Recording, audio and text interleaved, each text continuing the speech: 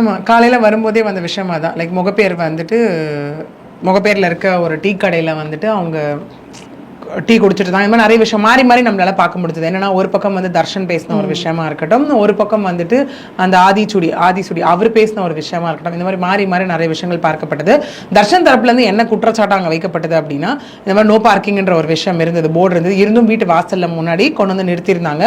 என் தம்பி தான் ஃபர்ஸ்ட் போயிட்டு அங்கே கேட்கும் போது என்ன இதுன்னு கேட்கும்போது, என்ன சினி ஃபீல்ட்ல இருந்தா பெரிய ஆளா, அதுவா இதுவா, பிக் பாஸ்னா பெரிய இவனா அப்படிங்கிற மாதிரிலாம் கேட்டு என் அக்காவை பத்தியும் அந்த இடத்துல தப்பா பேசினாங்க. பேசும்போது என்னன்னு போய் நான் கேட்கும் போதுதான் வந்துட்டு என் மேல ஏறி, என் தம்பி மேல அதாவது ஏறி உட்காந்து வெயிட் என்ன ஏறி உட்காந்து அந்த அளவுக்கு இது பண்ணியிருக்காங்க. அந்த இடத்துல கேட்டா நான் வந்து ஜட்ஜோட பையன் உன்னை ரிமாண்ட் பண்ண வைக்கிற பாரு அப்படின்னு சொல்லி ரிட்டையர்ட் ஜட்ஜ் லோக் ஜட்ஜ் கைல்வெளி அவருடைய பையன் அவங்களோட பையன், ஸோ நான் பண்ண வைக்கிறேன் பாரு அப்படிங்கிற மாதிரிலாம் அவர் அந்த இடத்துல பேசினாரு. எங்ககிட்ட அதுக்கான வீடியோ இருக்கு அப்படிங்கிற மாதிரி ஒன்றும். ரெண்டாவது அப்போ கிட்டத்தட்ட ஒரு 50 பேர் கிட்ட அந்த இன்சிடென்ட்டை பார்த்துருப்பாங்க. நீங்க போய் யார்கிட்ட வேணா கேட்டுக்கோங்க, யாரோ ஒருத்தர் இல்லைன்னு சொல்லட்டும் அப்படின்ற ரெண்டாவது அலிகேஷனும்.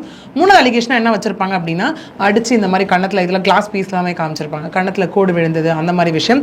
இதை கேட்க போன என் தம்பி மூஞ்சில சூடா இருக்கு, டீ எடுத்து ஊத்துனாங்க அப்படின்னு அந்த இடத்துல சொல்லியிருப்பாரு.